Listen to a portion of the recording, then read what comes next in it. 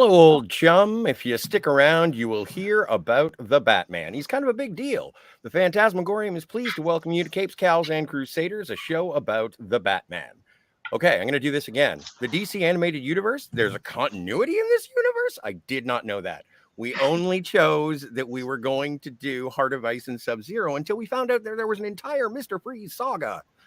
My name is Scotty R37. Cat is here, and we are rejoined again by our favorite Bat contributor, Ernesto. How are you guys doing this eve? I'm doing well. That's good news. That is very good news. Yes, it snowed for the first time in years here. That must be a good omen because we're doing Mr. Freeze. In California, no less. So that's fantastic. I've been having cold winds all day, so. I'm in Canada, so it's always balmy. So we do have a bit of Batman-related news. The internet kind of broke on a Super Bowl game, big game. Yeah, after years of rumors and speculation and no discrete set photos, it's finally been, and without any tax write-offs this time, it's been confirmed without any shadow of a doubt that Michael Keaton is reprising his role of Batman in the Flash movie due out June 16th. Of this year. And they emphasized the hell out of his role in that trailer specifically, and it was amazing. I'm super jazzed they didn't bury the lead on it, too. I mean, at this point, if you know he's coming back, you might as well just put him front and center. Yeah. I mean, even though a Flash movie can sell on its own, it can make more money if you put Batman in it. Well, and especially Michael Keaton as Batman in it. I was not surprised because I had heard rumors and rumblings that Ben Affleck was going to be in there just to maintain some sort of Justice League continuity. Yeah, I remember when his name was announced to be in the movie because around that time before, it was pretty much set in stone that he was out. He wasn't going to be coming back. He was dealing with the alcoholism, his marriage, and everything, and the implosion of the Justice League movie was kind of like the final nail in the coffin for his Batman. And then you hear about Matt Reeves moving forward with his Batman without Ben Affleck, so it kind of felt like, well, that's it. Then one day we wake up in the morning and Ben Affleck returning for the Flash movie as Batman, and we're just like, oh.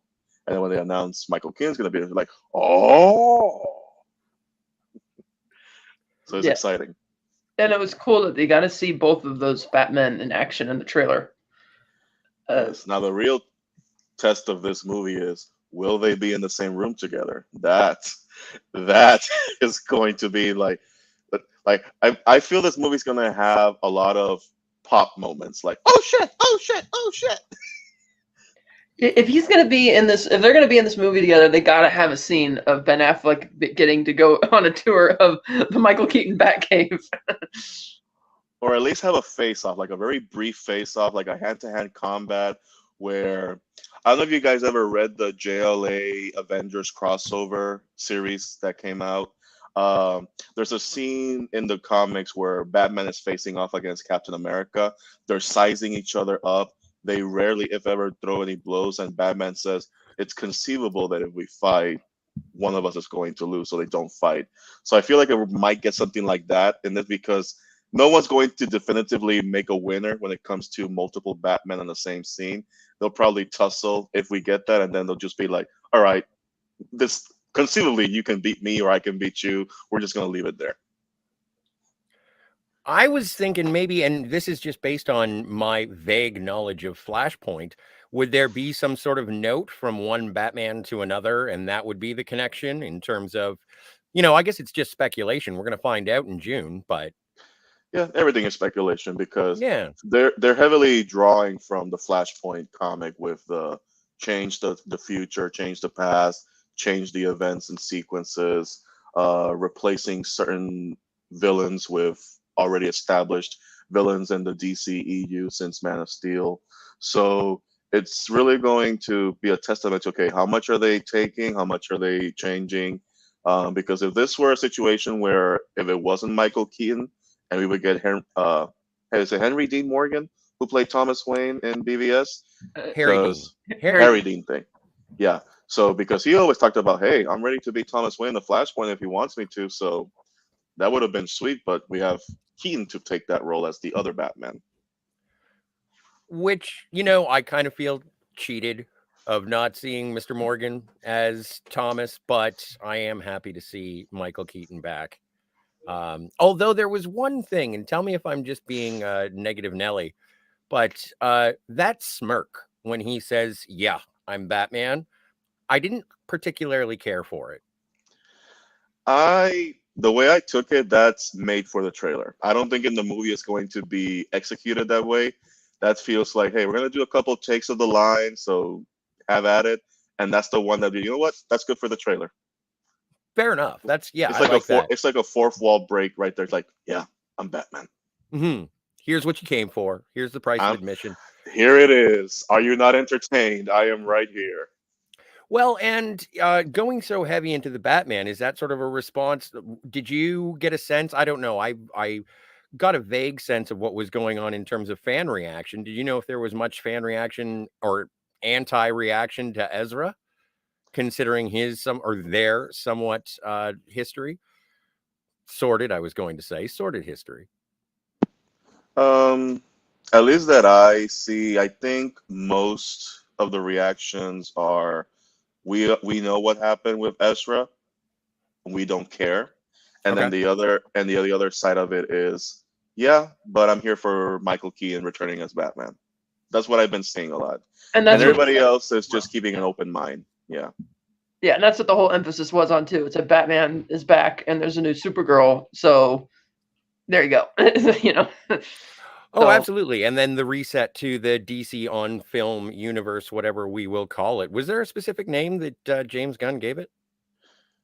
Like, did he The call new- it the DC called DCEU? DCU. He dropped the E. Just DC Universe. DC Yeah, it's universe? the DCU. And Fair enough. after this movie, once we start getting more announcements after the chapter 1, Gods and Monsters, we'll know more or less exactly what's staying and what's leaving. Because it's technically not a full reboot. It's like some things will stay, some things will go. Who knows? Maybe he might have a plan for a crisis event down the road. I can only hope. Because this is, I don't know, cleaning up this into the new era. And I don't mean cleaning it up as if it's a mess, although an argument could be made. But moving forward, I think it'll be nice to have some sort of a leaping off point. Yeah.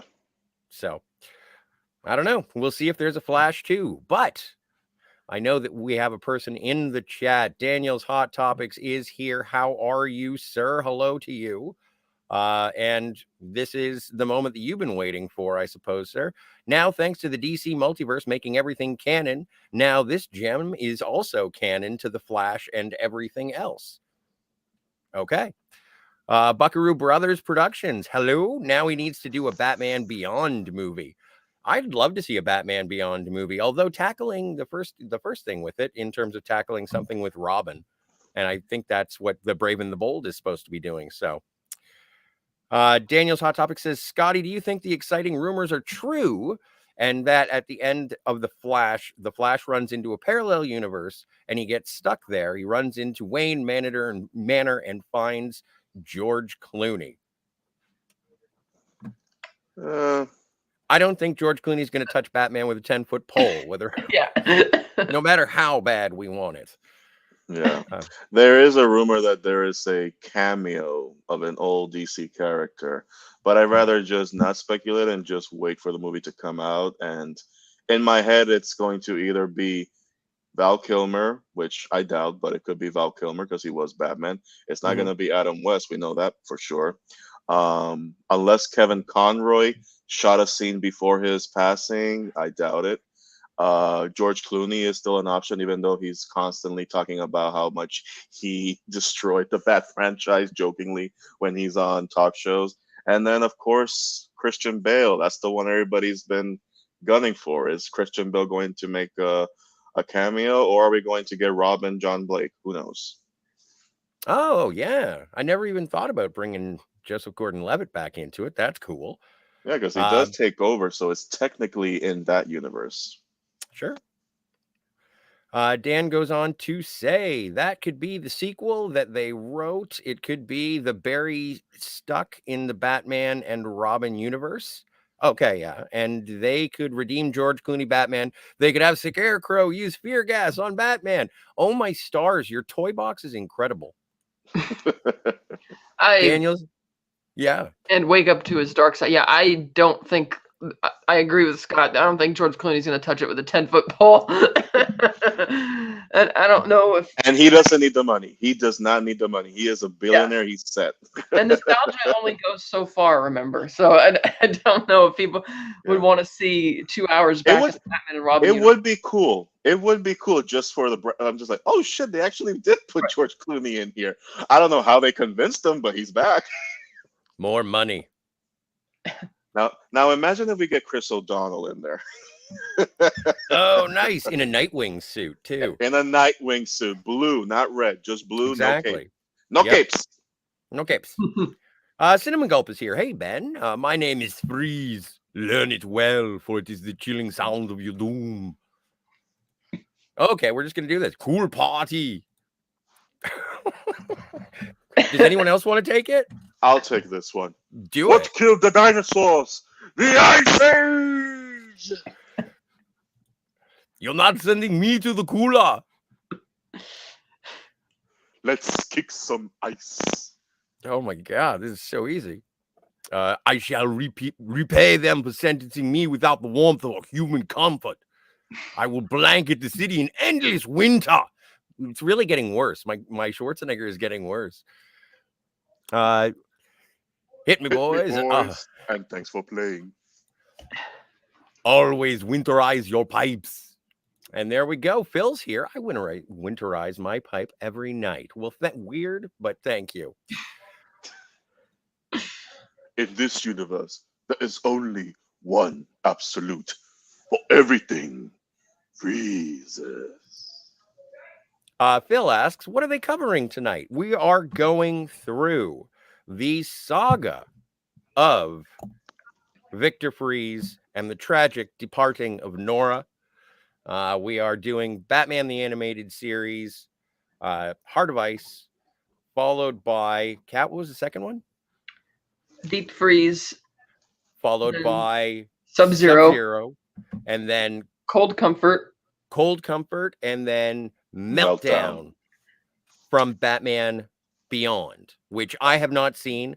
My lovely co-hosts have, and I thank you for your research. I just couldn't get a hold of any Batman Beyond. Yeah. You don't have HBO Max? I am in Canada. We have availability, but it is much more expensive than just getting HBO Max. Oh, you poor soul. I know, but it's always balmy here. So, we felt we needed to do a Mr. Freeze saga after Batman and Robin. Mm-hmm. Background, he actually originated as Mr. Zero in Batman number 121 in February 1959, and he just got in some cryogenics-related accident, and used a freeze gun to go around and help steal jewels and stuff like that, and eventually Batman breaks some steam pipes and uses the steam to cure Mr. Zero of his condition, and then you didn't see him again until February 1966, and they renamed him Mr. Freeze.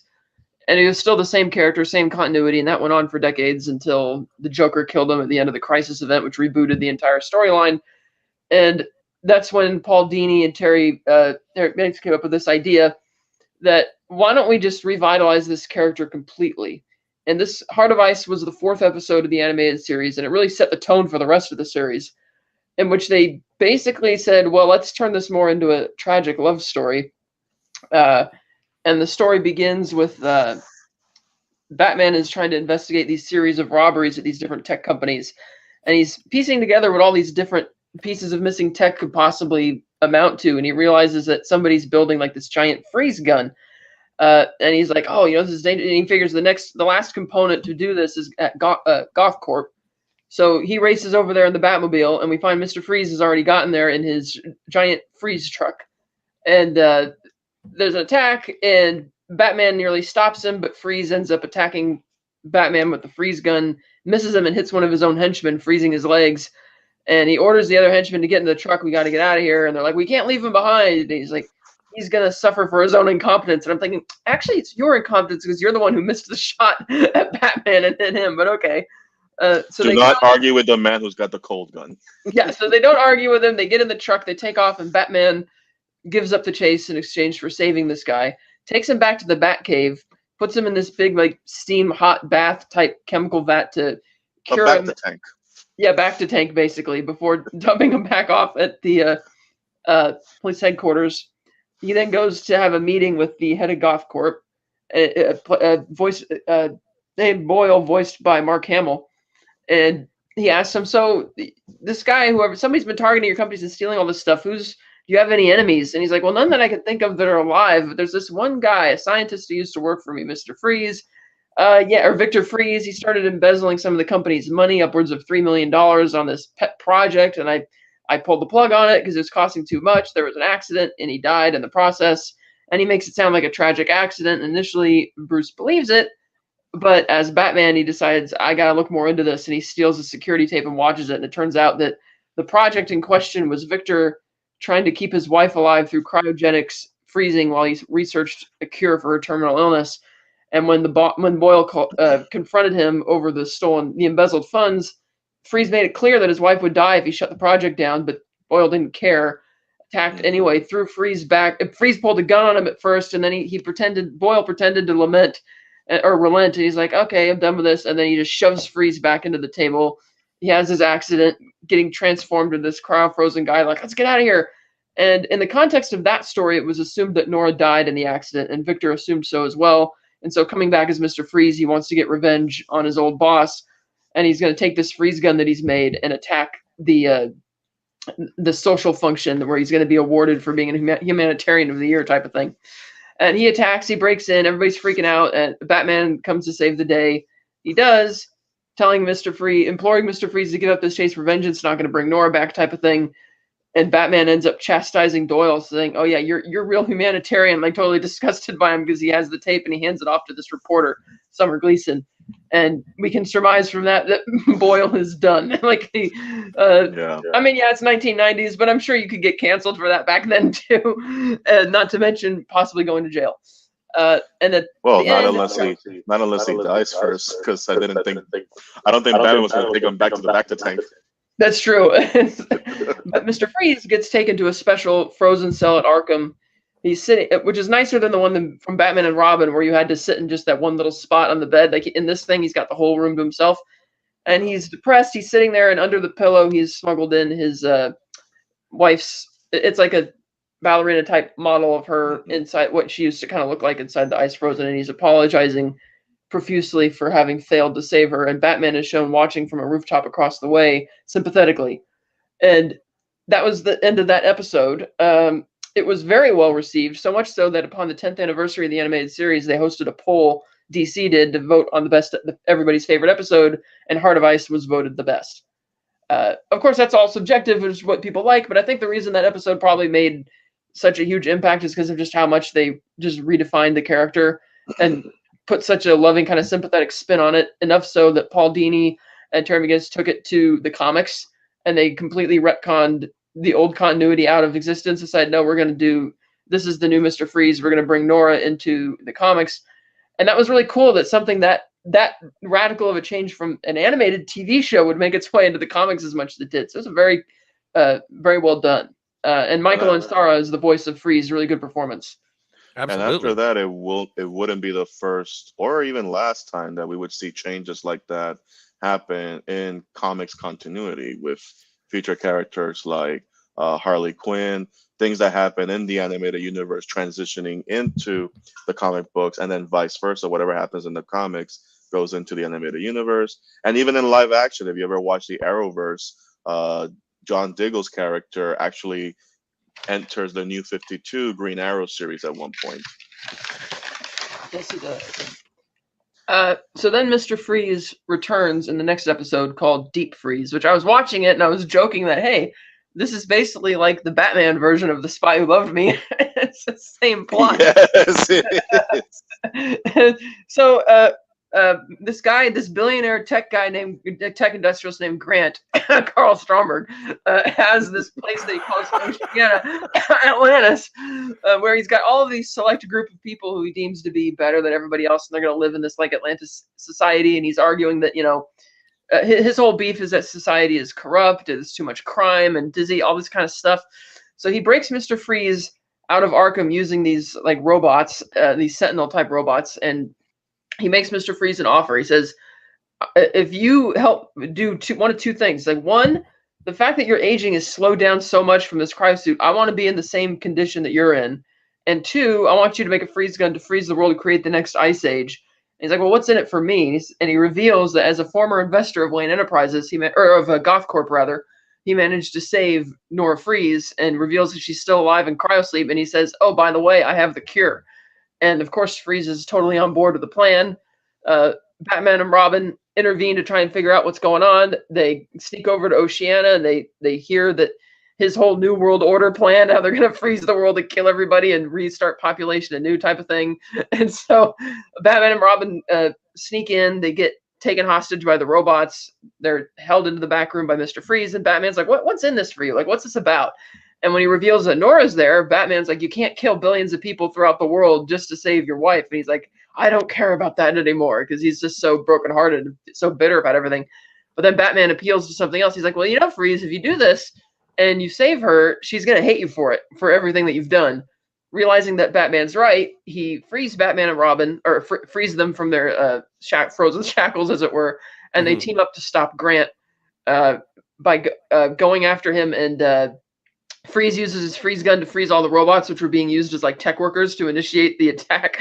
And Freeze freezes Grant against the wall, and he starts jigging around with the dial to make it such that the entire city will be just blasted away from the ice, all of Oceana, that is. And Freeze gets on the intercom and on the big jumbotron and tells everybody you want to live, get out of here. Your city's going to be blown to kingdom come. That is all. Yeah, that is all. Batman and Robin also are trying to get people to evacuate. And they're leaving, and Batman's going to take Freeze back into custody. He's like, no, we can't leave. We have to take Nora with you. And Batman's like, this is impossible. You can't save her. It's too late. And Freeze doesn't want to argue this, so he shoots Robin with the freeze gun and says, go, save the boy. I'm going to go get Nora. And so Batman concedes he has to save Robin, so he does. The city gets blown to smithereens, and Freeze and Nora, it's left initially ambiguous whether or not they got away, but we'll see eventually that they do. We would not see Mr. Freeze again until the movie Sub-Zero, which originally was supposed to come out in July 1997, but after Batman and Robin bombed so hard with fans and critics, they're like, we can't do this, so they pushed it back to March 1998. I remember seeing this movie 25 years ago, almost now. Same thing. Either as a rental or I can't remember if we rented it or it was on TV or what, but it was great. My memories of it were amazing. I saw it on TV. I saw it being promoted on the Kids WB almost daily. Mm-hmm. So the storyline for Sub-Zero is we find that Mr. Freeze is living in the Arctic Circle, and he's got these two polar bears as his like sidekicks or companions, his man's best friend, as it were. He's got an adopted son named Nunak from the Inuit population, and he's got Nora in this ice cave, and it's bought all this time for him to continue his research. But then one day, this military submarine surfaces and crashes through the bottom of the cave and damages her cryogen chamber, jeopardizing her life. Freeze is really pissed off. He freezes and kills everybody from the submarine. And he realizes that he's going to need help. So he goes back to Gotham looking for a Dr. Belson, who he believes is going to be able to help him with saving Nora. Belson, meanwhile, has a lot of debts because he gambled a lot on futures exchanges, and he's lost upwards of, in the episode it says $2.5 million, which sounded kind of small time for a guy who's head of like a major corporation, but okay. And as he's at a big social function, Barbara's there with Dick Grayson as her date. Bruce is there. Everybody's kind of having a good time, and Belson's in the back room threatening his stockbroker, saying, this is your fault. We got to get the money. We got to fix this. He's like, hey, man, you're the one who decided to gamble all their stuff away on futures. It ain't my fault. And he's like all upset about it. Mr. Freeze arrives, kidnaps Barbara. There's a badass chase in which they actually use 3D animation, particularly when Bruce is on the motorcycle chasing them down because Robin gets injured, like breaking his arm or whatnot in the process. Batman eventually does a really slick move with a motorcycle where he kind of goes up the back of the cop cars, jumps onto the upper deck of one of the oil platforms, and rides down the back of it on the trim of the bike. You mean Dick Grayson, right? Yeah, that was Dick That's Grayson. What I mean. Yeah, right. Dick Grayson going after them. But Freeze manages to escape, having successfully kidnapped Barbara.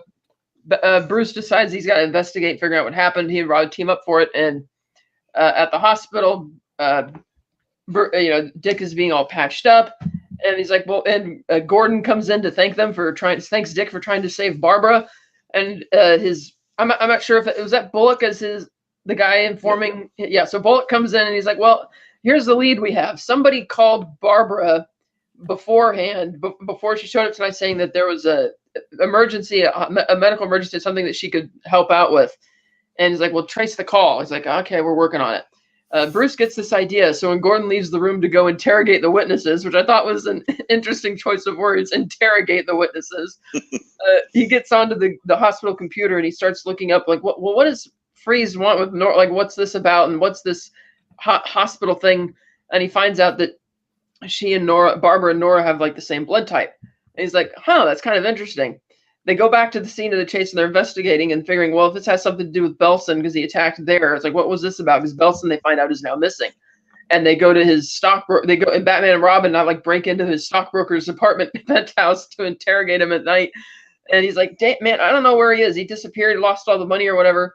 But he gets a phone call from Belson, and they hear noises in the background. They're trying to figure out what's going on.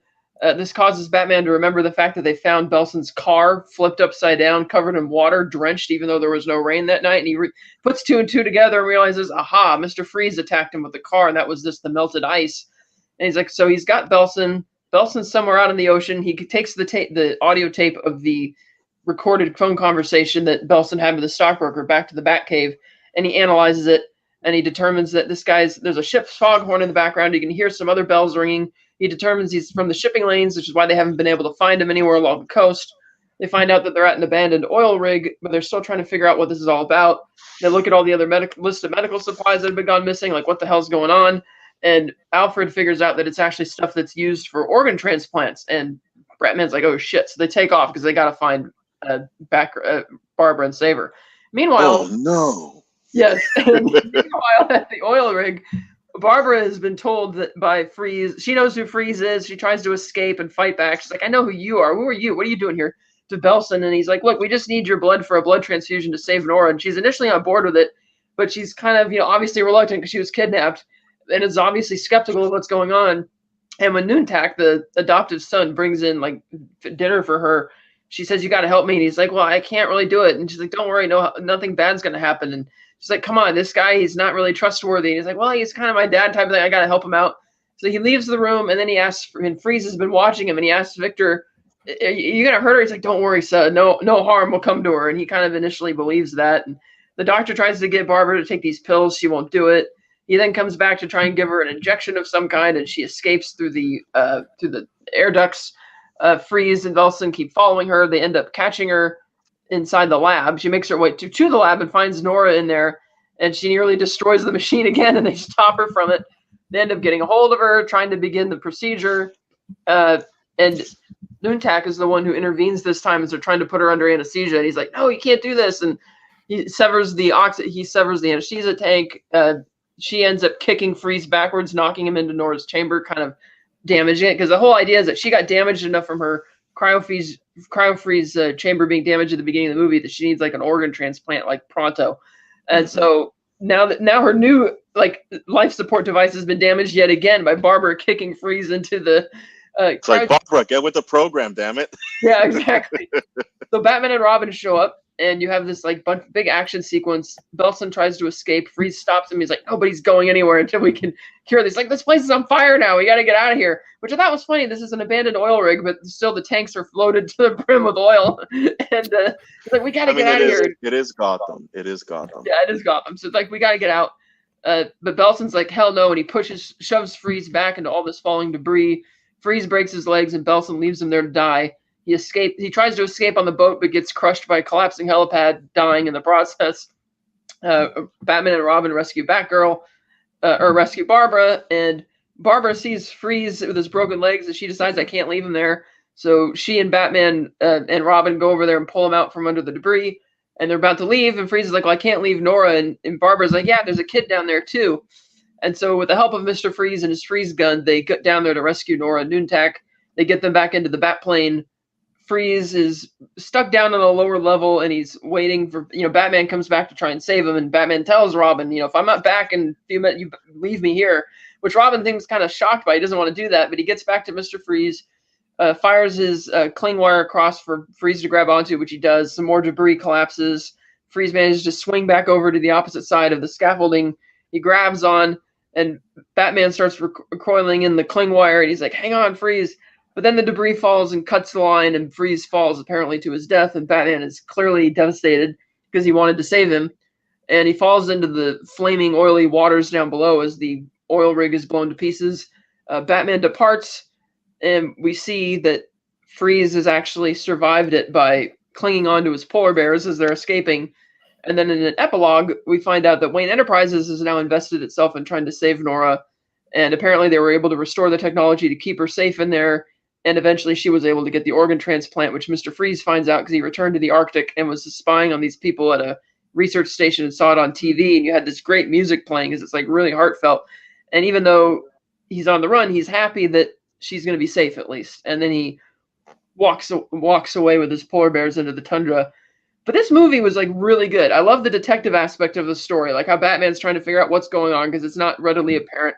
And you follow that detective story all the way through. I think the stakes are quite high because it's Nora's life on the line in exchange for Batgirl. And it's like, well, if they don't succeed in what they're doing, Nora's going to die. But it will come at the expense of Batgirl. So it's like, oh shit, this is really good. The animation was fantastic. The fact that it's aged well. It's aged well. It's aged very well. And I just love the pacing's perfect. The runtime is nice. It's not bloated, like a nice lean and mean 63-minute movie. So it still holds up. It was great. What do you guys think? They clearly got a bump in the budget because you can tell, especially my favorite shot of this movie is when Batman and Robin are on the oil rig and they're fighting the polar bears. Freeze goes up the elevator. He sees it. He's like, it's you. And then he starts shooting at them. And you just see the camera just panning, following the cold gun. And they're just running towards the camera. I'm just like, yes. That's such an iconic scene of just like, shit. Don't get hit by the cold gun. And at one point, as I'm seeing Victor crashing the party at the weekend getaway for Dick and Babs, I started checking the production. I'm just like, what's the guy the producer of Superman Lives that Kevin Smith always talked about? John Schnipp? No, not John Schnipp. No, not John Schnipp. Oh, no, not a documentary. Yeah, I'm talking about that. Kevin Smith always talked about the producer who wanted to have Brainiac fight a polar bear. Peters? John Peters? John Peters. At some point, I started looking at the credits. Did John Peters get his hands on this? Because we got two polar bears here. As a kid, I never knew the connection, but knowing everything I know now about the Superman Lives script, I'm just like, man, if John Peters is somewhere on this thing, I am going to yell. Because we got polar bears, people. He finally got them, but he wasn't on there, was he? No, he wasn't on there, and we didn't get a giant spider. So not this. We got to wait an episode. We have to wait one. Yes, we do. But another for the most part, reference there for that one and the next one. John Carpenter fans out there clearly. Yeah, but for the most part, this was, man. I just remember the first time I saw it. I'm just like, this is my happiest place. This is Batman. These are the Batman adventures. It's a classic. You have a classic villain. He's tragic. Like in the first two episodes, and you're leading up to this one, if you follow that story, you see his one bad day trying to save his wife. Asshole dick billionaire, whatever, takes her away from him, even though he's trying to save her. And then in the second one, in the first one, he loses all hope. He's trying to get revenge. Second one, hope renewed. She's still alive. There's still a chance there. And then this one, he's kind of happy because she's back with him, and knowing what we already know about him living longer than the average human because of his condition, he'll probably still work to find a way to save her and be reunited. He has a surrogate son. He's got two house trained polar bear pets and everything. Although the one thing that always made me kind of scratch my head is at the beginning with the research team at the submarine. No, they're not their fault. They didn't know he was living there in the middle of nowhere of the Arctic. But I'm just like, at one point, I'm thinking, did Victor walk inside the submarine, forced everybody out, and then froze them, or was were they outside there frozen just for the effect that the research team was going to come in? It's like, it's the entire crew. Not quite. Freeze the hell out of them. I was curious about that myself. I thought I looked away for a moment too long, but I think it was just for the effect and that line, because that line was better than any of the Schwarzenegger one-liners in all of Batman and Robin. It's the entire crew. Not quite. And then Freeze is the last. Oh, that was awesome. Yeah. And if I may finish with this one, rewatching those two episodes and watching Sub-Zero, Sub-Zero just kind of amplified what I'm about to say here. But watching those first two episodes, Heart of Ice and Hard Freeze, clearly those were the inspiration for the Batman and Robin Victor Freeze. I mean, in the first episode, he's creating a freeze weapon to just take down everybody in a building. And in the movie, we got the giant telescope that turns into a cold gun. You have Freeze in the prison. He creates the little ballerina by himself, just from like he MacGyvered a ballerina basically to remind himself of his wife. Nora Freeze in the tank, just like in the second episode that we just talked about. Like everything, all the best parts of Batman and Robin are sprinkled in there for Victor Freeze. If only we had gotten rid of all the puns, it would have been more effective. Because there are scenes in Batman and Robin that do work if you try to ignore the puns and the bad writing. I mean, and Schwarzenegger is trying in those quiet moments where he's just like trying to, it's like, we will be reunited. And of course, when you have Poison Ivy, kill her in a moment, that's the same reaction that his character, it's on point with his character. Okay, then I'm going to destroy Gotham and they're all going to suffer my pain. So it's all on brand. Damn it. Well, we might get another shot at it because when, Matt Reeves and Robert Pattinson said they'd love to see a more grounded take of Mr. Freeze, and when they unveiled the timeline for what the DCU is going to be, it was the Batman Part 2 in icy blue, I noticed, which I don't think that's just a random one-off. It won't. I think the one difference we probably will get, and we'll get to the next two episodes that we need to talk about, but the one thing that I, at least, after watching everything, I'm hoping that Matt Reeves has the foresight to actually make Nora a character, because we know Nora as the cryo woman. That's it. Yeah. She doesn't have any speaking part in any of the episodes. It's just she is just the object of fantasy, like Victor's fantasy of her being reunited with him, alive and well. And even the times when they do talk about Nora alive, we still don't see her. We just get an anecdote of what's happened with her life. So if we do get a second chance at Victor Freeze, I would hope that we at least, let's change a little bit. Let's not put Nora in cryo. Let's have Nora be a character and tackle it from a different angle. Who knows? Maybe Nora will be Mrs. Freeze. This might answer your question. No. Echo, no. I wasn't talking to you. No, that's what I call a blooper. What did you think of Sub-Zero, Scotty?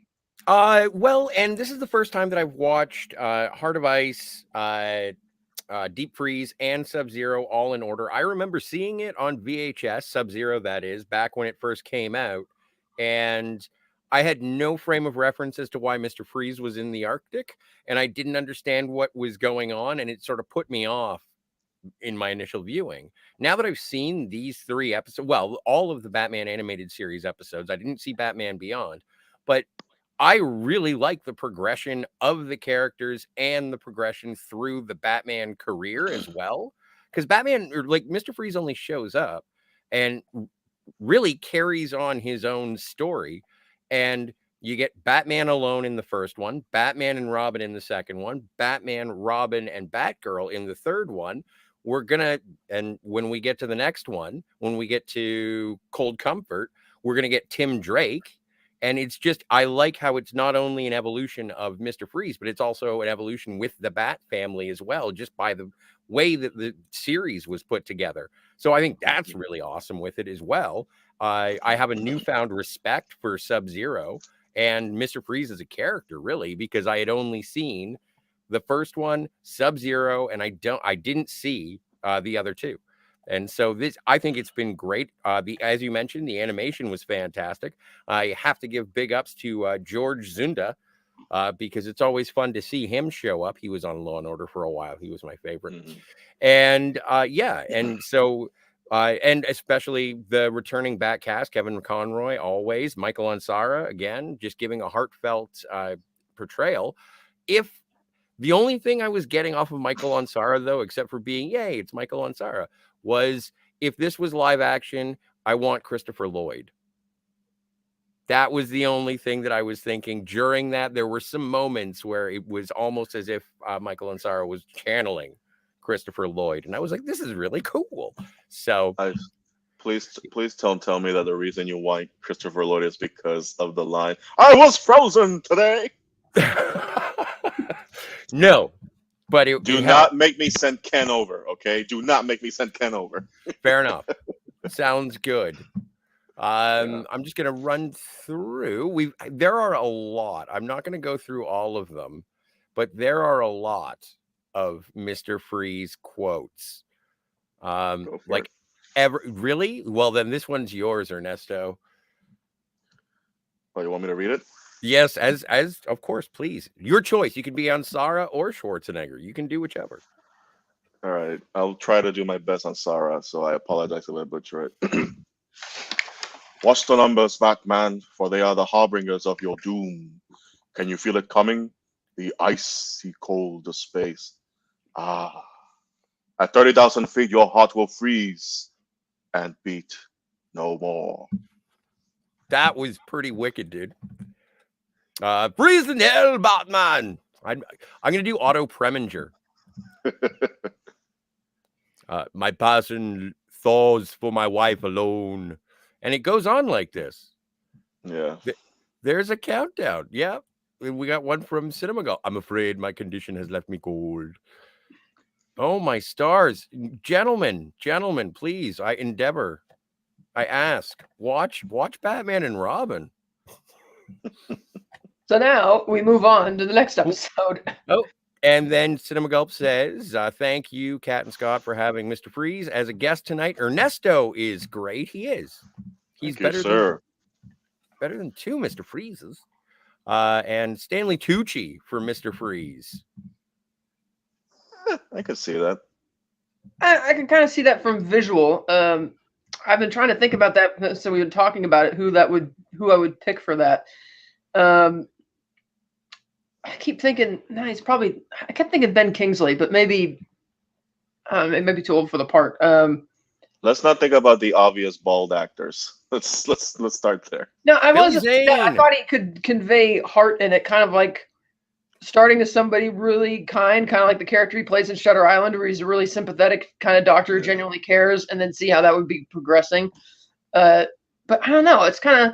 Because like you said, that kind of depends on whether or not one, if they do it, which I think they might, and two, if what they do with Nora. Because again, if you're just doing the same thing they've already done in the animated series and it's not really doing anything different, it's like you're only at best going to match it. Then why do it? Because there's other characters you could do that deserve probably the Matt Reeves treatment, I guess. Because if you're not going to top this Mr. Freeze saga, or at least top it in terms of the character, then do we need to see it in live action again? I mean, yeah, it'll tell casual fans that, oh, that's what they were going for in Batman and Robin. Yeah.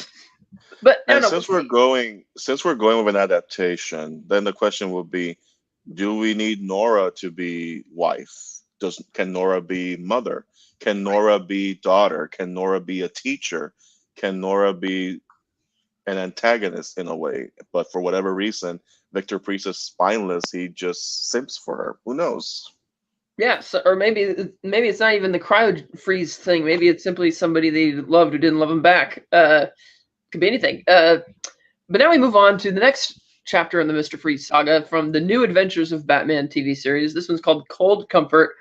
It begins with Mr. Freeze crashing this big art gala where this brand new glorious painting mural of Gotham City is being unveiled, and Mr. Freeze destroys it with his freeze gun, despite the artist's pleas that he's too old and can't paint another one.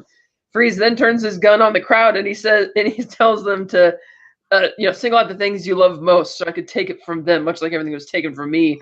And he's about to shoot this lady's poodle, but then Batman arrives and knocks the gun out of the way, and he ends up freezing all the booze on the table. And I'm immediately like, not the booze! They fight him off, and Mr. Freeze has to flee. In the Batcave, Batman and Tim Drake are there, and they're wondering, like, what's this about? I thought Nora was cured, like, Freeze was gone. Like, what's going on? And Batman's like, yes, Nora Freeze made a full recovery, but after waiting around too long for him, she apparently gave up and married another man and left Gotham. And now that apparently has sent Freeze over the edge. And he's now gone on this like crime spree where he's basically terrorizing the city because he's just upset and wants everybody to feel his pain. Which to me kind of begged the question, where has Mr. Freeze been given Nora has made a full recovery and was apparently waiting for him for a bit? Which is something that Batman and Tim Drake's ask themselves. And it was. Do you remember what happens next? Because it's at this point that I got distracted buying tickets for something. I wasn't able to. Well, we know in the beginning he. What was the first crime? What was the first crime? He went to the art gala and destroyed the big painting that was being unveiled by this famous artist. No. It was the bones. He destroyed the giant Brontosaurus. Right. Yeah, the Brontosaurus is gone. Then he went to the art gala, and at that point they're trying to figure out what's going on. And then he goes after Bruce Wayne. Bruce Wayne. By that point, Bruce is training Barbara. Tim is failing school, so they start having like a little debate about general law and something like that. At one point, Tim Drake kind of flips the script on him, just like, well, the law is a joke. Oh, really? And how did you get to that conclusion? Well, by following your example. And Bruce is like, shit. Yeah. I don't even know how to respond to that. How's math? How are you doing in math? And then Victor Freeze crashes and he freezes Alfred. And then he starts talking about, for a man who has everything, you spent your entire life, not knowing that he's Batman, you spent your entire life using your wealth, your influence to better others. You're a man who lost everything, but then you gained a surrogate son. And then I'm going to take away your surrogate son. Instead I'll take your surrogate father. So he freezes Alfred, and at that point Barbara walks in there in her Batgirl costume, fights them off. Tim tries to fight off one of the goons, and Batman tries to comfort Alfred while his wards are taking care of business. And at that point Victor just leaves, and then they're trying to figure out, man, he's just like nihilistic at this point. Like, what's the goal? But before that, before they even try to locate Freeze, Barbara puts a tracker on one of his vans. And it's kind of interesting at this point that the way that Freeze has traded up his partners. In the first episode, he's got your regular goons who are for hire, and the second one, he's going solo at that point because he's been broken out of prison. In the movie, he's got polar bears, and we never see them again. And in this one, he's got sexy villains. That's what he's got. Sexy villains, only wearing coats, and we assume there's nothing underneath because this is Bruce Timm we're talking about, and that's how he draws his female henchmen. Yes. And not that I'm complaining, I'm just pointing it out that he just traded up at that point. Yeah, I thought that was kind of funny too, because like you said, and plus they're hanging around a guy who's obsessed with keeping everything like ice frozen, and they're not like cold or bothered by it at all. Exactly. But do have some protection. You do have to admit they do have some protection. And then we kind of start in the middle of that, where even before he went into Bruce's mansion, he's talking about, we tried the best we can. We've done the best to heal you and make you recover, but this is it. There's nothing more we can do. And we're trying to figure out, okay, what's going on? I mean, it's still business as usual with Victor Freeze. He's got his cryo suit. He's still, causing devastation. What's going on? And then finally, while Tim has to go babysit Alfred because he's having a nice jacuzzi, both Batman and Batgirl track down his warehouse. They find a suit. And they're like, do you think it's a spare? it better be because he cannot survive more than a few seconds without it. And then here come the henchmen. They have him at gunpoint or cold gunpoint at that point. Point. And then when they say, "Hey, boss, guess who decided to show up?" And as you mentioned earlier, Cav, with the John Carpenter reference, the little spider helmet, he walks in there and they're just like, "What the hell?" And that's when we find out that while the theory of Freeze living longer than the average human is still correct, the rest of his body at some point started to decompose, and the only thing the scientists were able to save was everything from the neck up. His entire body is completely gone forever. And that answers a question as to why he never sought Nora out, because look at me. I am now the definition of a monster. I'm just a head. There's nothing that she's gonna love. So was that basically a robotic body then that he was using earlier in the episode when he went around destroying everything? Yes, Yeah. by that point, it is assumed that everything he's been doing up to that point is just his head operating that robotic body. Yeah, I love that though, because it's like, okay, you're in the Arctic and you got the thing reference there. That's really great. Yeah, and then we now know why he's doing what he's doing. He's just, I got nothing else. So you know what? If I'm nothing, everything is gonna be nothing. And he's got a giant, what was it, a reverse fusion bomb that Yeah. he's going to drop in Gotham, and it's going to be an everlasting winter. It's like, man, this guy in the cold. I swear to God. And obviously, Batman's gonna do what Batman does. He's going to thwart him, and then the bomb does go up, but it goes off into the harbor. Freeze falls into it as well, and Batman's like, "I believe that is the last time we will have to deal with Freeze." And the camera pans into the top of the the iceberg, if you will, and you see his mechanical body, but no head, and that's the end of the episode. Right. That's right.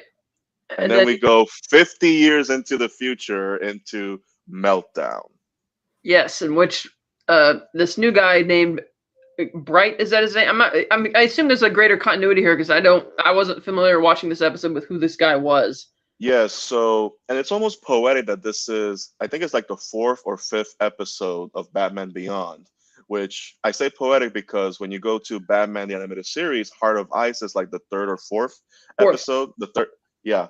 So you have him that early on, and kind of like, oh, okay, you're kind of like paralleling the original with the new Batman with Terry McGinnis.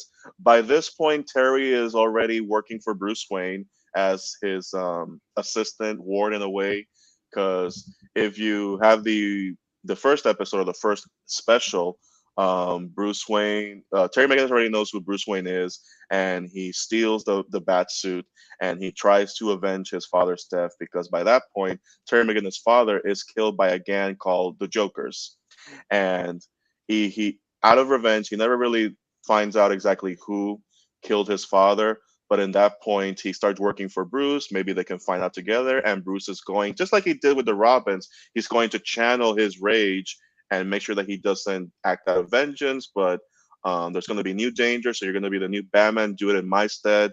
I'm too old. I can't do it. Cut now to the episode Meltdown.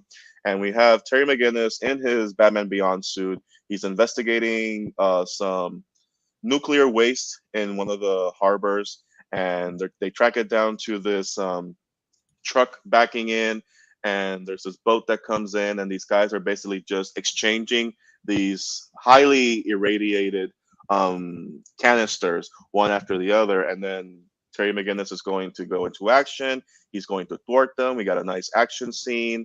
I still like the future tech of Batman Beyond, especially with how Batman will usually hide in the shadows and not make a sound. In this case, Terry McGinnis just flips a switch and he goes invisible, camouflages.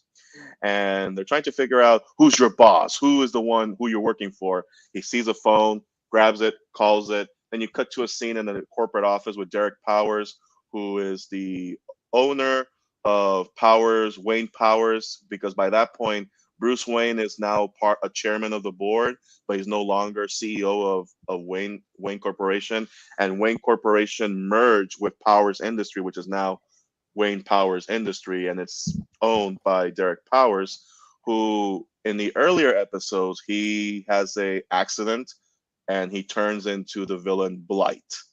And the reason why he's trying to take all that nuclear waste, I believe, that I could be wrong, is because you see that his skin is starting to crack and he's trying to keep, a normal sense of self. And you cut to the next scene, and it's just like it's now barely lasting a day, the skin, and then he's pissed off because he wants to be normal again, and he's stuck as a walking nuclear man in a way.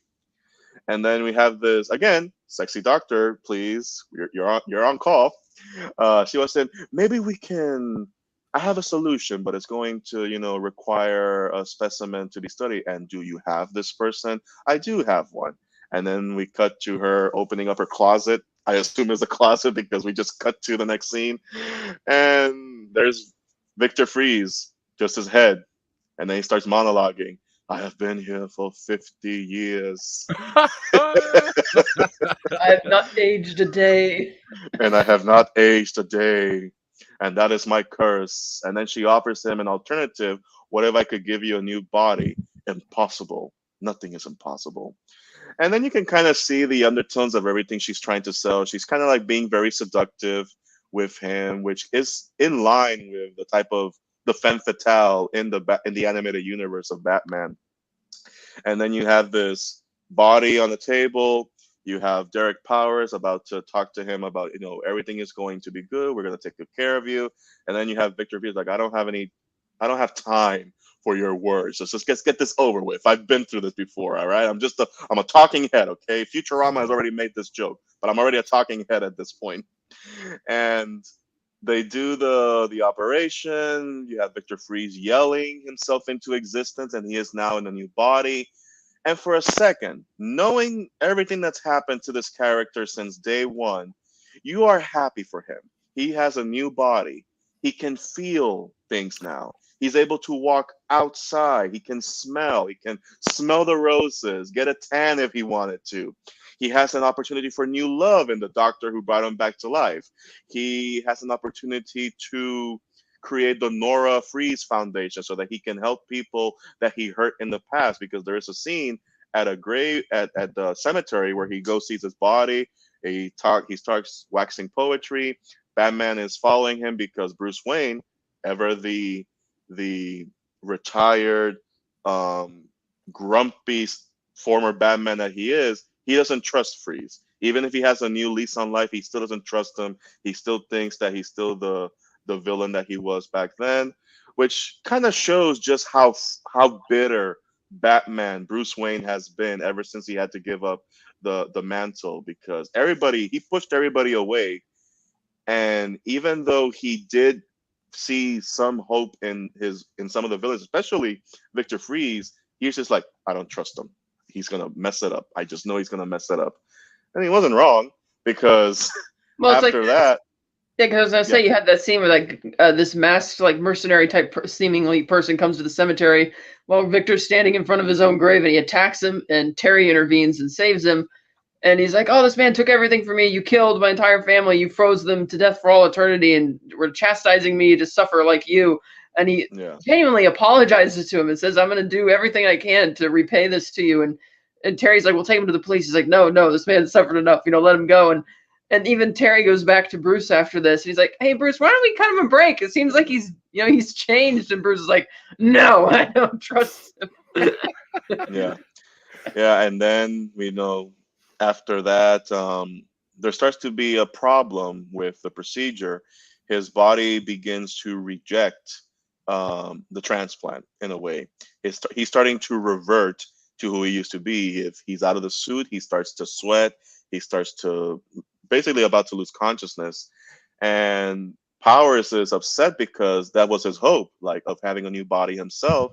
And then, what was the doctor's name? Do you remember, Kat? I don't. But basically, she's just like, well, we could do a biopsy. And that basically means yeah, we can kill him and then we can just study him later, rip him apart, open him. And then she just quickly closes the door on him and starts raising the temperature to pretty much knock him out. And it's like, you cold-hearted bitch. And then Freeze ain't having it, so he just grabs the table and slams it against the glass. You would think that would be break proof at that point with the precious cargo you're dealing with here. And then he escapes. It starts snowing. Again, a nice callback to, at least for me, it was a nice callback to Sub-Zero, him walking away in the snow. And I found it funny that Derek Powers is freaking out because he wants the body back. And she's like, well, all we have to do is just find him. He's not going to be able to survive out there. We've been going through a heat wave. It's already 70 degrees outside. I'm just like, I'm sorry, 70 degrees is considered a heat wave? What time of year was it? Have you been What time of year was it? I don't know. And I'm just like, how is a 70 degrees a heat wave? Celsius? Maybe. I don't know. Probably. And cut to a rumbling in the factory where they're supposed to be, conducting these illegal experiments, and a badass entrance of Victor Freeze in his new cryo suit, which I'm just like, okay, how did you get that suit? I know you had your money invested in some holdings, but how did you get your hand on that suit, which is as advanced as the year you came back into? How? He says, I've kept it in deep freeze. I've kept it in deep freeze. He doesn't. He does. He does. All right. And then he kills the doctor because, she obviously betrayed him. So, and he has a callback because before his head was transplanted into the new body, she tells, this might sting a bit. And he turns around, holds his fist. I'm just like, this might sting a bit, doctor, and freezes her right there into nothing, obliterates her. Derek Power gets obliterated into freeze, but that itself makes him explode out of it. He turns into Blight once more, and it's basically fire and ice. Batman goes in there. That's the first time that Batman runs into Blight, and then that was the beginning of the rivalry between Batman and Blight. And by that point, Terry McGinnis doesn't know that Derek Powers is the man responsible for his father's death, but it later gets brought back episodes after, because we're still trying to build a new rogues gallery for Terry McGinnis in Neo Gotham. And the fight continues. Blight has an upper hand because his nuclear fire is, pretty devastating towards Victor Freeze's cryosuit, to the point that when all of them are fighting together, Freeze just throws one more blast of ice, and Derek Powers goes all the way into the harbor, falls into the river, and then at one point the building's about to crash.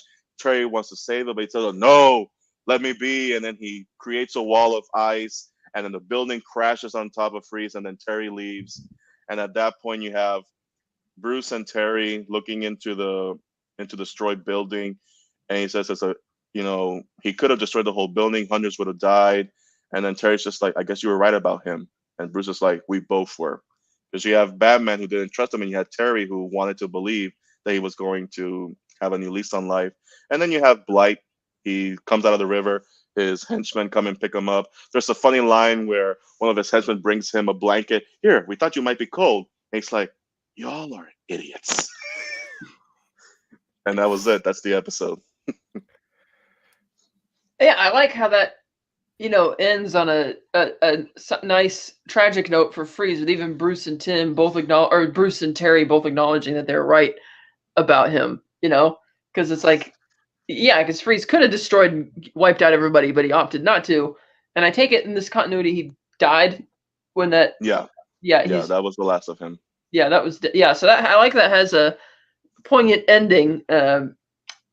Even though he's once again being used as a pawn for somebody else's intentions. But it was a really good, I really liked that series. And I kind of was expecting that, since in the previous episode, Cold Comfort, it's established that Nora has fully recovered and moved on with her life.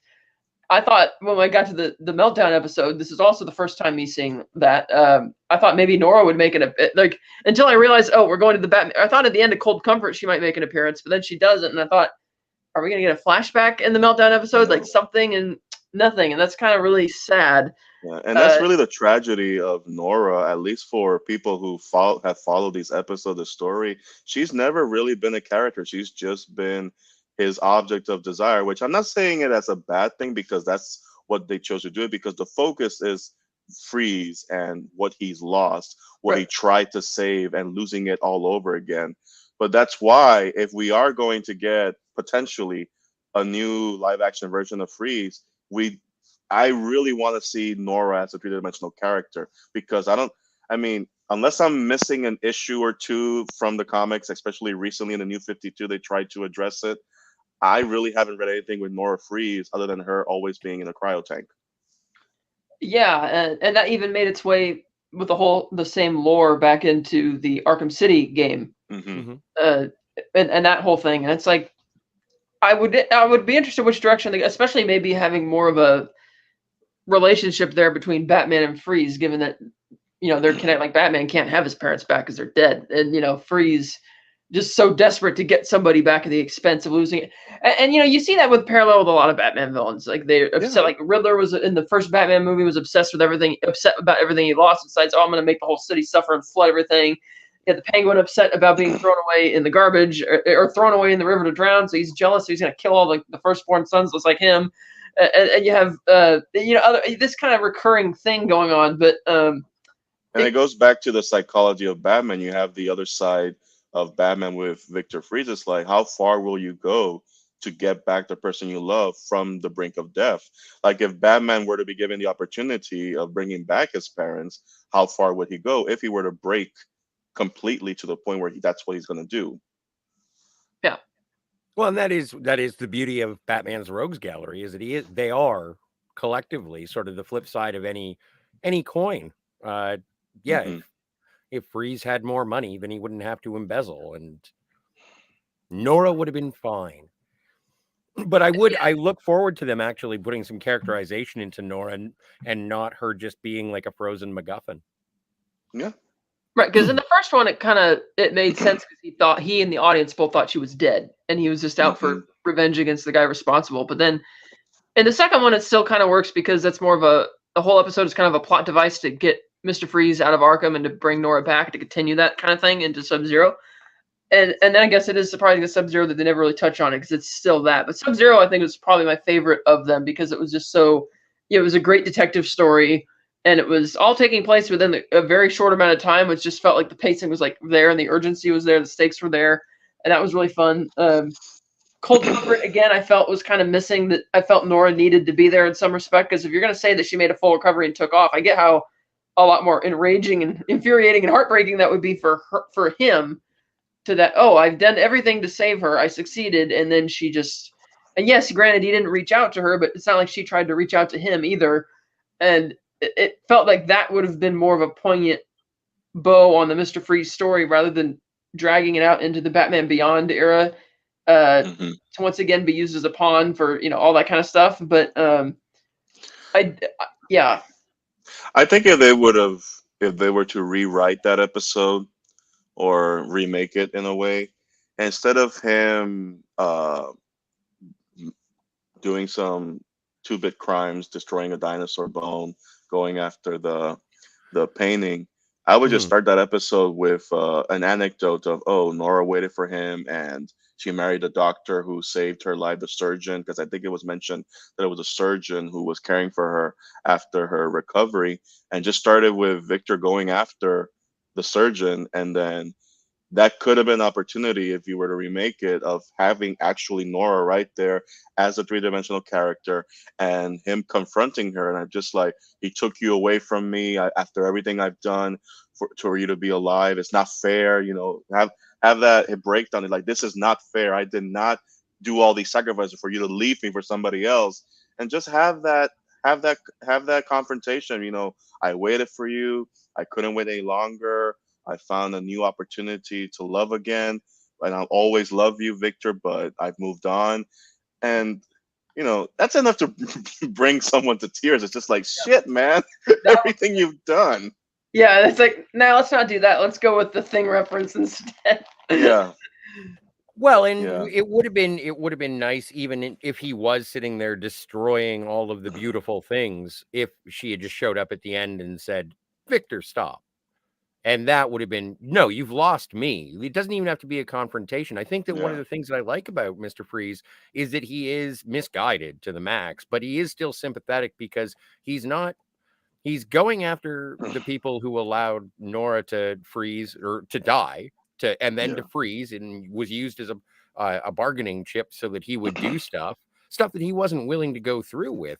And then when you get to Sub-Zero, then it is like he's caring of her and sort of assisting with that, and he would have been happy to do that for the ever until the stupid submarine shows up and broke her sarcophagus.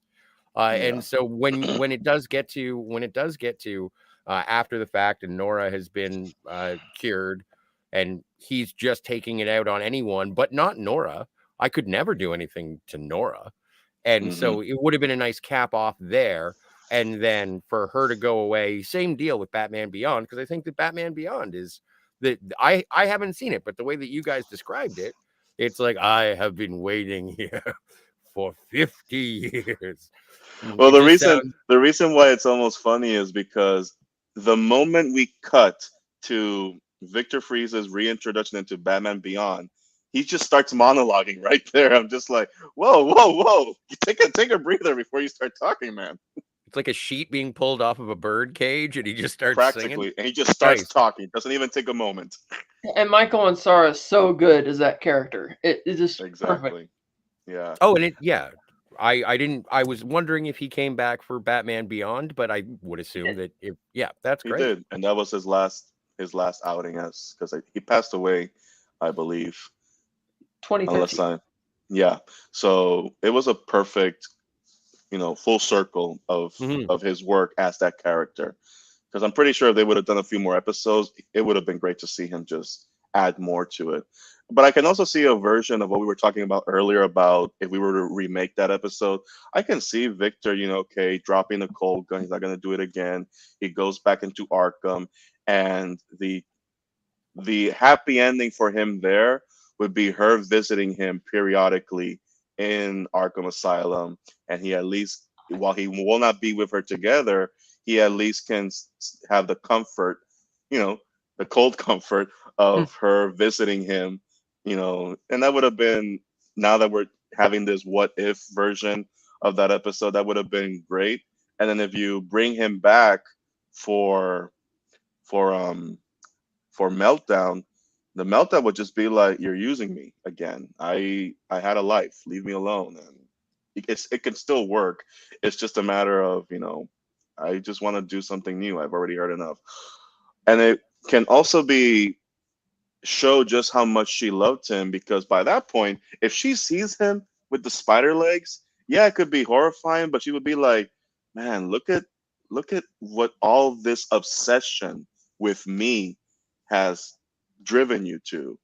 Like, you're just a You're already sad little writing man." a better Batman ending from Freeze that more justifiable reasons to, I guess, but justified the reason to give him a live action outing so they could fix the. Yeah, he Tell it. can do something.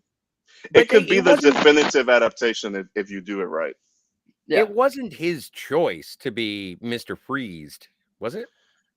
No, it wasn't his choice. It No, was and the Heart of accident. Ice is his old boss who pretends to, okay, I relent, you can win, and then he waits till he gets closer to put the gun down, and then he shoves him into the table, and that turns him into Mr. Freeze. Right. And it's only when in the later years later, when his body's all rotted away, that he decides that he can't see Nora anymore and doesn't go back to her, and she gets tired of waiting and leaves. Though admittedly at that point, there's really, given his obsession with her, there's no point in him going on living anymore. You think he would give up because that was his singular obsession, and yet once he finds out, and because he's it's kind of like, okay, so you're a monster now, as his words, not ours. He's like, I'm a monster now to the point that I can't bring myself to see her. Well, then what were you going to do? Are you just going to wait for her to die and then go on your rampage, or wait for her to leave? It's like, it's like, what is your purpose in life now if you've made the decision that you are not going to go and see her and reunite with her? I just took it as him just feeling very shattered. Like, at some point you just want to rage against the world because again, it's not fair. Like he's losing his body. She found new love. It, he can understand why she couldn't wait for him, but at the same time, he's just disintegrating into nothing. And I can sympathize with why he would just want to be like a petulant child and start breaking all the toys at that point. He's being childish. He's being childish. That's what's happening. A very human reaction for a for man someone who has considers given up himself a monster. and has given up human emotion. Yeah. But a much better representation, again, compared to Batman and Robin. Not that that's much of a surprise, but also a really satisfying miniseries. If you haven't, I'm gonna judge this as like if you can watch it over the course of 2.5 hours. It's not even 2.5 hours. It's like 2:15 or something like that. I More or would go less, yeah. through it. I'm gonna check out Meltdown. I was happy with the conclusion in the Spiderhead one. But yeah, I celebrate it, and I think it's great. I would love to see an adaptation in live action if it did get the Reeves treatment. I'm still waiting to see the Batman. I haven't watched it yet because I've been waiting for our conversation. But yeah, if it seems like they could do it credit, I would absolutely like it. Now, I would totally kill for the next Batman to be, again, 3 hours long because he can pack that with story if he wanted to. Well, yeah. And especially if you sort of front load it with a little bit of Nora. Yeah. You know, it would be great if you have a treatment by Aaron Sorkin for the relationship moments between Freeze and Nora. That would be great. Then also, what do we have? Ben says Ben Kingsley would be good, but let's face it, he would end up being a fake, drunken, washed up actor for the real Mr. Freeze, Aaron Taylor Johnson. Ha! Ha! Ha! Yeah. Very relatable character, though. I like Mr. Freeze from this saga. For the early days, but he's really, really great, well written. So. Oh, I do have some funny moments from the Sub-Zero movie that I wanted to that came into my head as I'm watching it. I'm like, if you're going to give Barbara an anesthesia, don't unhook the chain from the bed first before you do it. Just inject her first and then unhook the chain, you idiot.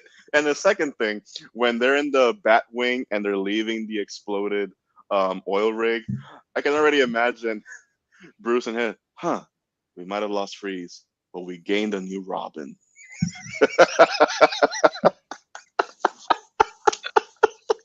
And I started laughing like crazy. I was like, "Oh yeah, you did gain a new Robin. At least this time he's Native American." Inuit. Yeah, we're progressive people.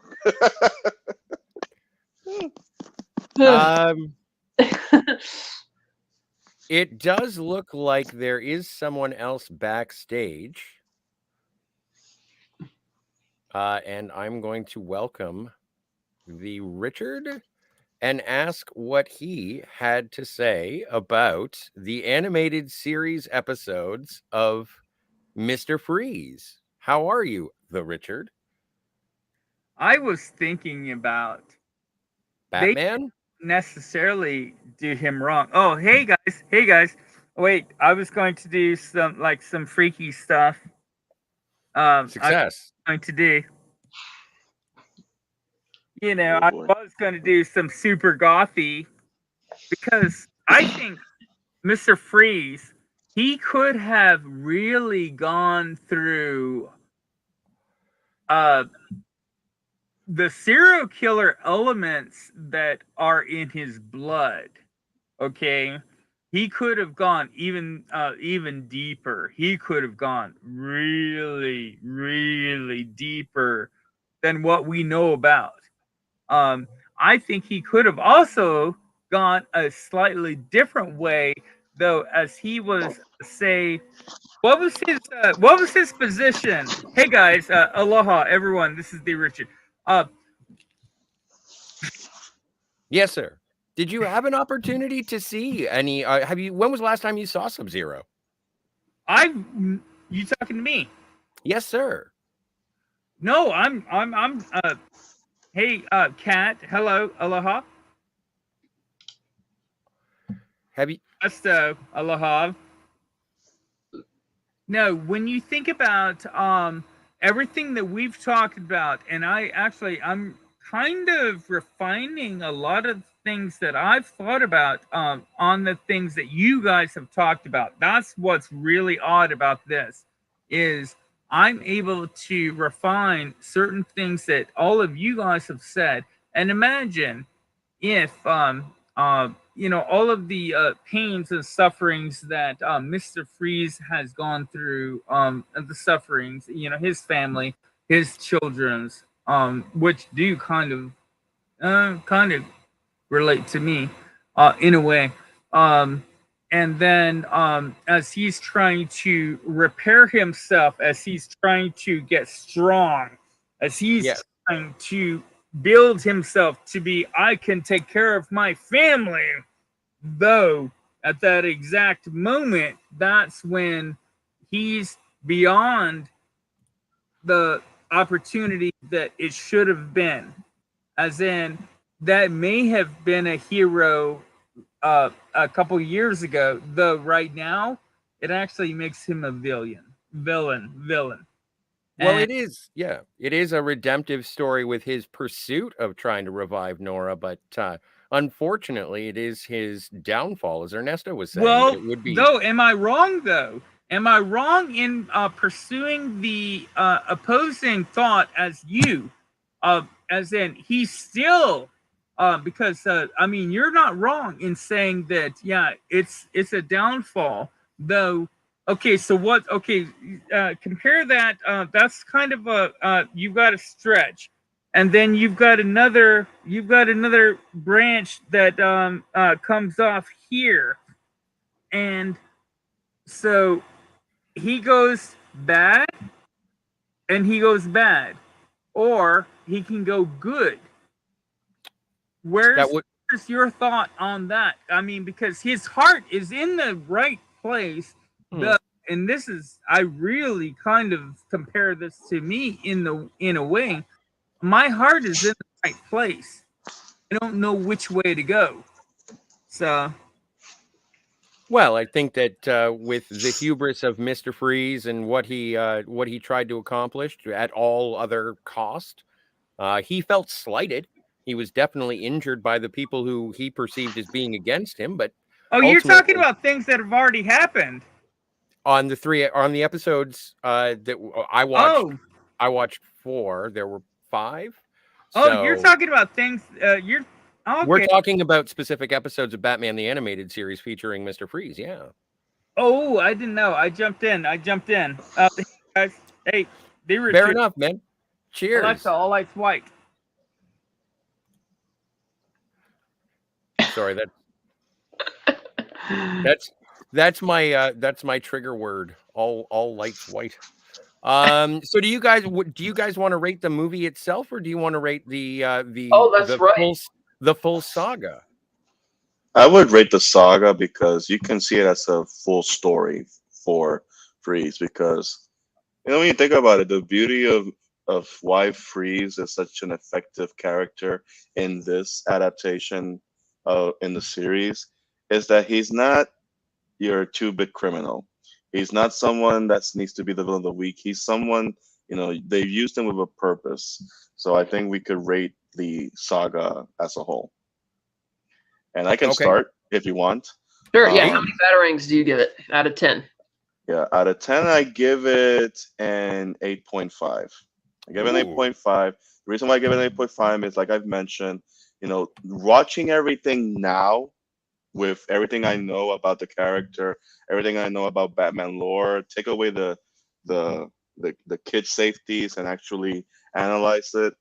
The whole thing with Nora just being, as you mentioned, Scott, the object of his desire, a cold MacGuffin in a way.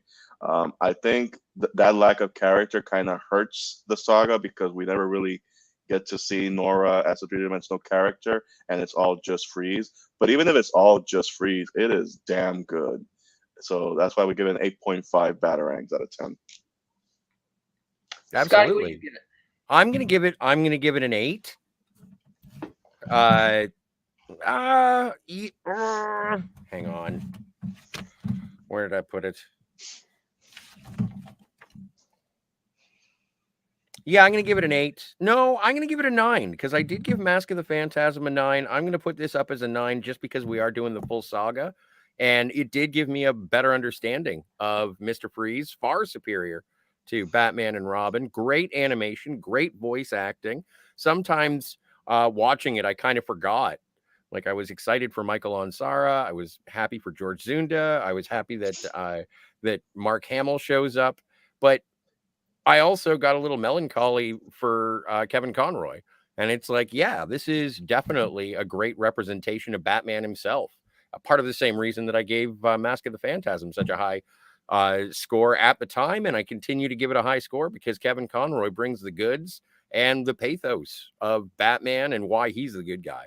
So, yeah, I thought it was great. As you said, great detective story and great drama for the progression of Victor. Poor Nora, we hardly knew ya. I rate it 8 Batarangs. 8. Yes. High praise. I liked it quite a lot, other than the last 2 episodes, but or parts of the last 2 episodes. But other than that, yeah, it was good. And individually, I would rank them in 5th place Meltdown, 4th place Cold Comfort, 3rd place Deep Freeze, 2nd place Heart of Ice, and 1st Sub-Zero. I can agree. Where was Meltdown? Most, Last, that was at the bottom. Okay. yeah, most people would put Heart of Ice as 1, so that's a nice change of pace. Yeah, yeah, Sub-Zero is such a great Batman. I know it is. It is. But honestly, it's the one in between Heart of Ice and Sub-Zero that really ties the whole thing together. I would say if you just wanted to watch that trilogy and have your happy ending for Victor, you'd be set. That's right. Yeah, because even though he loses his adoptive son at the end because he leaves with Batman and Robin and Batgirl, he's still content back up in the Arctic with his polar bears, knowing that Nora has made it. Even though at that time she's still, they mentioned that they had a cure and got an organ transplant so she'll live, but not that they've found an ultimate cure for her condition at the time, but he was still happy. And that was that does make a nice kind of poignant trilogy if you want to end him as kind of a tragic hero in a way, or tragic villain rather. But then the 4th one happens, and then, back to your old ways, and then the 5th. But also, I would love to take a dip in whatever water Nora was using because goddamn, she looked fantastic throughout the entirety of her being submerged. She never pruned up. Her hair was perfectly done. She was a bombshell in the only way that Bruce Timm knows how to draw his women. Give me that bath water that she's using in the cryo tank. Jesus. That's right, Bruce Timm. I kept mentioning Terry at the beginning for some reason. Yeah, Bruce Timm wrote that. Paul Dini. Yeah. But yeah, and just like in Batman and Robin, she looks like perfect inside the cryo. She's always perfect, and that's her obsession. Yeah, and that's why this was a great saga to cover for Valentine's Day. Absolutely, yeah. Yes. One of the greatest tragic love stories in all of animated and comic book history. Because what is love without tragedy, and what is tragedy without love extended? Gwen Stacy has entered the chat. Wrong universe. Wrong universe. Which are there any other? Oh, I know how she entered the chat. She just snapped her way down. Exactly. She just snapped in. No, actually, we are. It appears that we're clear on chat. And thank you so much to everybody who was in the chat. Cinema Gulp, Lemon Pie, good to see you. Thank you so much, Daniel's Hot Topics. Appreciate you guys being here. And thank you. And Black Phillip Alvarez was here, which is fantastic. I know we were watching comic book cartoons, which are not necessarily your favorite, but thank you for stopping by, dude.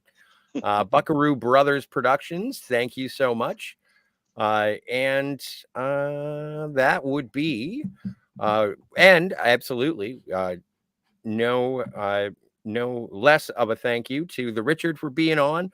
Thank you for the brief sojourn. Sorry, it's one of the things. If you haven't seen them, it's tough to talk about them. But thank you for stopping by, the Richard. And Ernesto, thank you. Kat, what do we have next up on the docket? And is Ernesto coming back? Well, Ernesto can always come back if he would like. Let's see, what's the next one? Let's see, today is the 14th, the 21st, 20th. Oh, next week we could probably go back to live action after our animated detour for a bit, so we can go to the Nolan trilogy. Okay, perfect. And we're continuing on Tuesdays? Yeah, we'll continue on Tuesdays for now. So we will continue with Batman Begins next Tuesday, the 21st. Oh, thank God. What? Thank God, because my on-call begins on Thursday of that week, and I was like, shit, I won't be able to make it. Then when he said Tuesday, I'm like, Yeah. yes. Which will be followed by The Dark Knight on Tuesday, the 28th. And finally, The Dark Knight Rises on Tuesday, March 7th. Which will be and depending on what the schedule is after that, we might either go back to Wednesdays or just stick with Tuesdays. And after that, we can either do another animated detour to the Lego Batman movie and then go back to live action for The Batman to sort of close off the series, or But for the next 3 weeks will be the Dark Knight trilogy.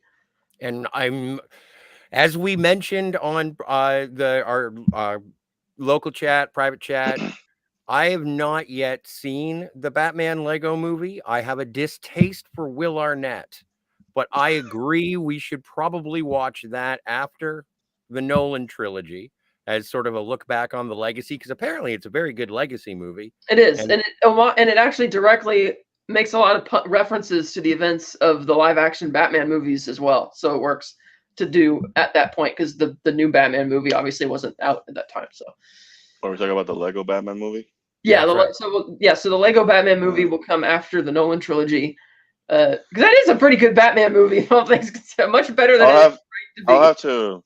I'll have to rewatch it and see how I feel, because I only ever saw it once. Mhm. And I think that one of my takeaways was that I didn't exactly appreciate special needs Robin, but I'll leave it at that. Well, And he wasn't special needs. It's just that he was so annoying. God damn it. Yeah, I know what you mean. But But again, I've heard good things, so I do want to check it out. Thank you so much to Captain Finity for being here. Nice to see you, Cam.